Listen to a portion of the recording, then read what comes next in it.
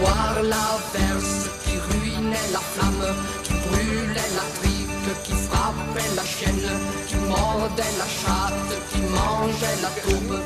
À la foire, mon père m'avait caché. Il était formidable. Alors le voilà, il jouait lui-même.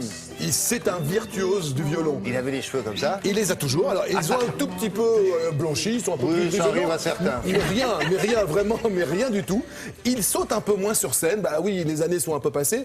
Moi, je me rappelle d'un concert en 1980. Oui. Souvenez-vous, Angelo Branduardi, c'était le trait d'union entre Yves Duteil et le rondo et Veneziano. C'est-à-dire qu'il y avait un petit peu de musique. C'était assez rythmé. Hein. C'était assez rythmé. Il y avait une chanson célèbre. La demoiselle que nous allons. Il ne pouvait pas revenir à l'Olympia à Paris sans chanter La demoiselle. Parce qu'il adaptée. revient là.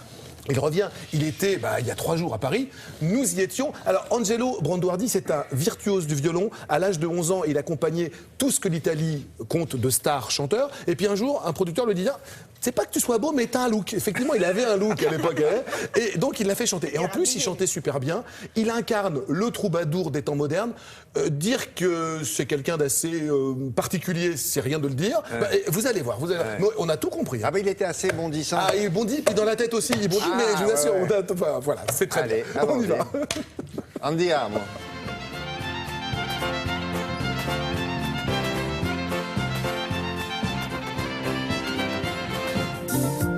C'est la demoiselle marchant sur le ruisseau qui t'a rendu bien malade. Angelo, on vous a connu au tout début des années 80 avec une chanson qui s'appelle La Demoiselle.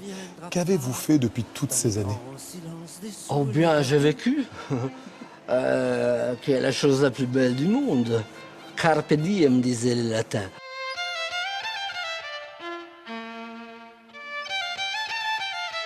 Moi, j'ai commencé à jouer du violon quand j'avais 5 ans. Professionnellement, quand j'en avais 11. En Italie, je jouais dans les disques du monde entier. Et après, il y a eu quelqu'un qui m'a dit « Bon, toi, tu n'es pas beau, mais tu es très particulier. Est-ce que peut-être tu chantes ?» Moi, je dis « Mais non, je déteste les chanteurs. Ils ne distinguent pas un do majeur d'une chaise. » Donc, j'aurais jamais pensé de faire le chanteur, mais...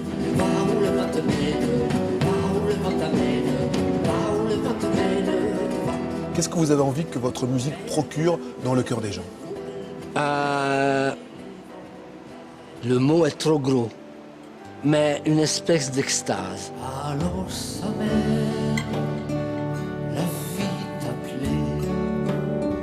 Si tu aimes, donne ta main. Il y a eu un journaliste à un moment donné en Italie qui a écrit une chose que je trouve géniale. Il a dit « La musique de Angelo est comme l'ail, un goût extrême qu'on reconnaît tout de suite, qu'on aime à la folie ou on déteste à la folie. » Je suis l'amant des hommes, je porte couronne, et je suis de leur vie la maîtresse et patronne. Et devant ma faux qui passe, je vois trembler les figures. D'où vous vient votre maîtrise aussi parfaite de notre langue? Ça fait longtemps que je ne parle pas français, donc normalement c'est mieux que ça. Toi, maîtresse du monde, sois bienvenue dans nos maisons.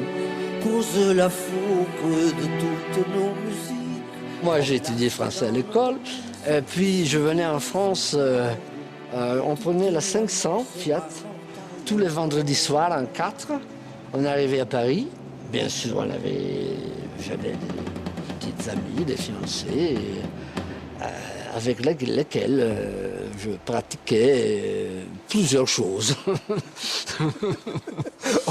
En tout cas, la langue, vous l'avez bien pratiquée. Ouais. Merci beaucoup, Angelo. Ça a été un plaisir.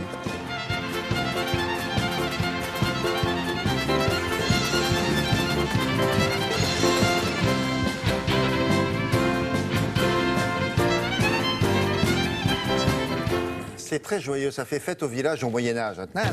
C'est la musique de la Renaissance italienne. Ouais. On est en plein baroque, mais à tous les sens du terme. C'est vraiment un artiste baroque, un artiste particulier. Et je trouve ça plutôt rassurant. À l'heure où on écoute tous un petit peu la même chose, à l'heure de la mondialisation, voir 2000 personnes à l'Olympia venir applaudir cet artiste qui ne ressemble à rien, mais à tous les sens du terme, eh ben, je trouve ça assez formidable. Il est unique, vous voulez dire? Il est profondément unique de Mathieu. Il ne ressemble pas à d'autres. Voilà, il ne ressemble. Parce que Non, mais il ne ressemble à rien. Je remets ça dans le contexte, c'est sûr.